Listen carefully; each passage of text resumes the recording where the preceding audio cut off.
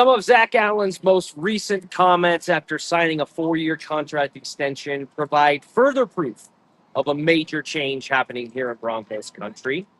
What is the ceiling for Bo Nix and Sean Payton heading into the 2025 season? And will Niko Bonitto, as the next man up for a big payday, sign that check before the start of the 2025 season? All things to come on today's rundown as we are once again live here at Broncos Park, powered by Common Spirit for another day of Broncos training camp. It's a spirited practice today, not full pads like we got a good chunk of last week, but still in shells as they gear up to head to Santa Clara for a joint practice with the 49ers in just a few days. We saw some crisp passes from Bo Nix today.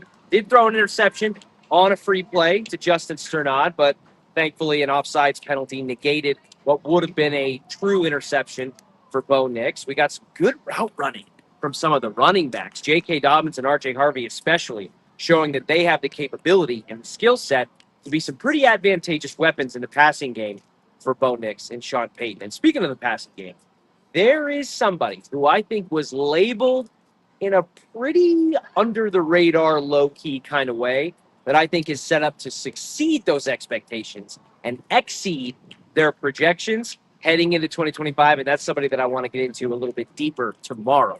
But we will begin today's show along the defensive line, where we got the news over the weekend that Zach Allen signs a 4-year, $102 million contract extension to ink himself in Denver for the better part of the next half-decade going forward into this season. And, man, I got to tell you, it feels good. It feels good to me that George Payton and Sean Payton were able to get this done. They locked down Cortland Sutton for a deal that, in my opinion, is a win-win for both sides financially, length of terms, the way the contract sets up in a year-to-year basis, and et cetera.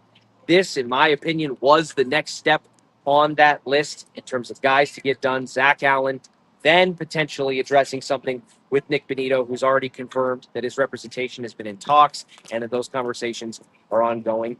But Zach Allen, although he plays on the interior defensive line, which is an easy position to kind of forget when you look at the defense with edge rushers, cornerbacks, and even linebackers and safety, and some of the high-profile, flashy moves and signings that this front office has made, make no mistake about it.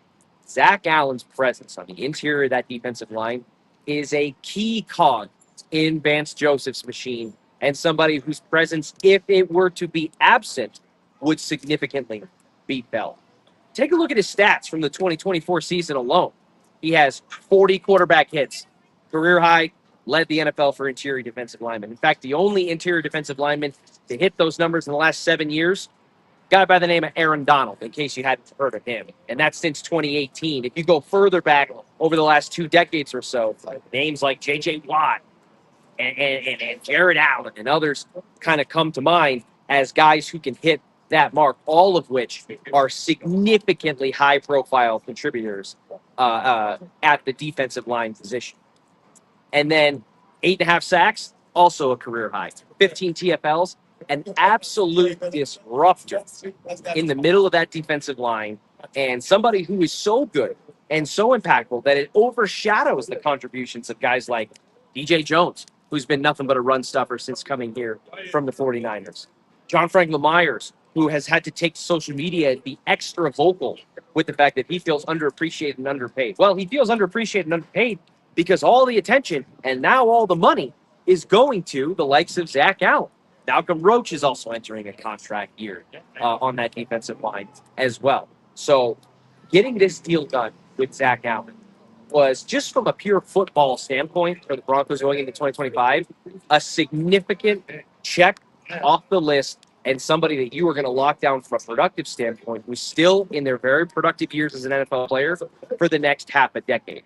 But it was the comments that he made after signing the extension, when he took the podium over the weekend during Saturday's practice, that to me spoke to, on a much more broader scale, to a significant change happening here in Broncos country. When asked why he felt good about signing the extension and his feelings now going forward, he said, quote, "I just love what we're building here. And I just can't state that enough. It's all about the culture here. I think that's kind of why you see how Cortland, myself, everything being handled right now is because we believe in this team and believe in this organization. It really is a blessing to be a part of the Denver Broncos organization and be living here in Denver. That's a pretty powerful statement from a guy like that. What's up, Stone? What's up? I'm like, I see somebody over my shoulder. Oh, my God. That's a pretty powerful statement from a guy like Zach Allen, who's a newcomer here to town, came over from the Arizona Cardinals where he had familiarity with Vance Joseph's defense. And to already, in just a number of years, he was going into the final year of his initial contract here in free agency. So already feel that kind of impact as a newcomer to the team who's played for other organizations in his career, I think is significant. And he mentions the silence, the effective radio silence and lack of maybe drama or ripples in the water when it came to Cortland Sutton and Zach Allen. Cortland Sutton contrasting it to last offseason where he was very vocal on social media. He did not shy away from his comments and basically said in no uncertain terms that he would play under the $14 million deal that he was set to for this year. Turns out he will. It's just with a lot more guarantees tacked on to the future years after that. But you see how Sutton's contract extension is handled. You see how Zach Allen's contract extension is handled.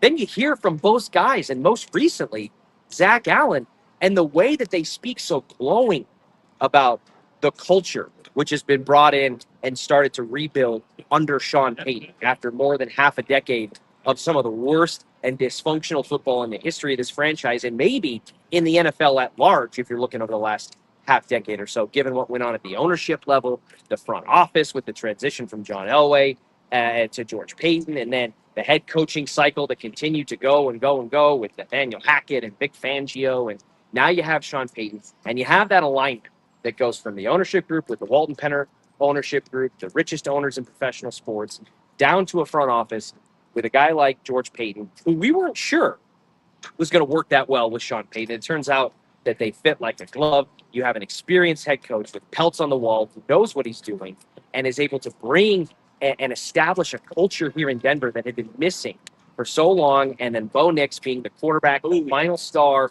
of alignment that comes together, and you see how quickly things change. Well, Zach Allen's comments right there are giving you proof of that change taking hold and why you see guys like Zach Allen, who could have their pick of the litter in free agency, choose to stay here in Denver. Why guys like J.K. Dobbins choose to come here to a division rival to try to further the next step of their career. And you have a front office that is willing to and able to negotiate these things in a very tactful, respectful, and prompt manner.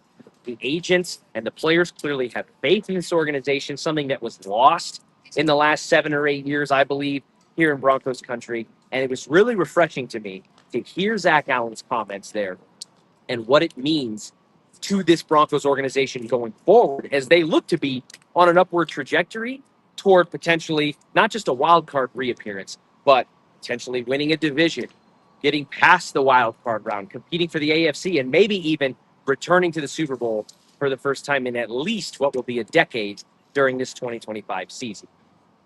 If the Broncos are going to return to the height that they did return to, that they did reach in 2015, Bo Nix is going to have to be at the center of that.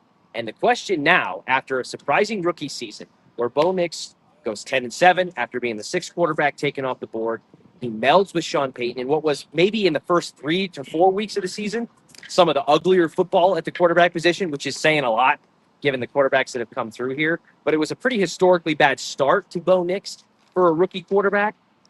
But a finish? You want to talk about another side of the coin?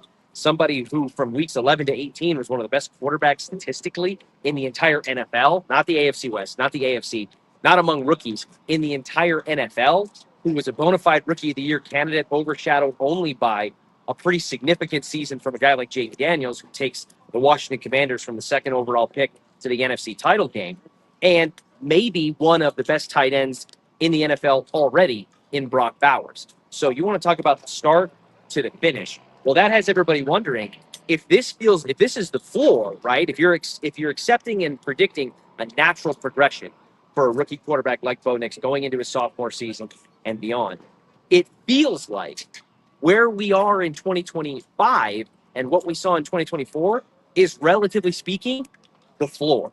So if that's the case, then what the hell is the ceiling?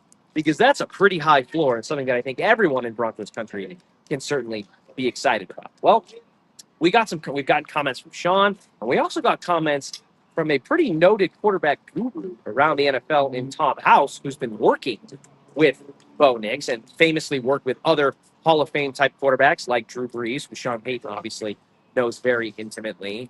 And Tom House had some nice things to say about Bo Nix in his initial evaluations. He said, quote, "He's a pretty complete product right now. The things that I help Bo with are small things that can make him more efficient and consistent and able to recover quicker. But he's a very good quarterback." And that's where we're at, again, right now, as a floor for Bo Nix going into 2025. You've got a guy who's worked with some of the best quarterbacks who have ever spun a football at the NFL level. And he's like, hey, I know it's only been 1 year, but this guy's legit, okay? And I think that's a validation of some of the things that we in the media and we in the fan base have already seen from Bo in his first year with Sean. Once he got through that drink through a fire hose kind of welcome to the NFL baptism by fire phase that took place over the first 3 to 4 weeks of the 2024 season. And so for Bo Nix, it already is feeling like all the pressure that used to come with being the starting quarterback for the Denver Broncos that was shouldered by the likes of John Elway, Jake Plummer, Peyton Manning, and the laundry list of other quarterbacks who couldn't live up to it like those other three did, it's already back and being placed on Bo Nix. And while that is a great thing, it's also kind of a stressful situation to be in. Thankfully, I think that Bo Nix is well equipped from a skill set standpoint, the way he approaches the game mentally, the coaching, and the foundation that he's built with Sean Payton. I think he is more than well equipped to be able to handle that pressure. And I think that it spells nothing but great things for the Denver Broncos, because if Bo is able to shoulder that burden and continue to build upon the blocks that were laid in 2024 with this rookie contract window and the contract extensions that we're seeing for Sutton and now Allen and potentially Bonitto before the start of this season or at some point in the next calendar year. You've got the reigning defensive player of the year in Patrick Surtain. All of the weapons and pieces that were brought in around him, from R.J. Harvey to J.K. Dobbins to Evan Ingram to Pat Bryant, the defensive additions like Talanoa Hufanga and Dre Greenlaw. This is a team that legitimately already can consider themselves postseason contenders from 2025 forward and potentially even reach heights that they haven't reached in the last decade or so. And all of it begins here with the 2025 season, where we will see if Bo Nix can avoid the dreaded sophomore slump that has plagued quarterbacks in years past. So many things to keep tabs on here at Broncos Park, powered by Common Spirit. As Broncos training camp rolls on, we are into game week of the first preseason game for the Denver Broncos. And I'm telling you, before we know it, football in a real sense with week one across the league will be back.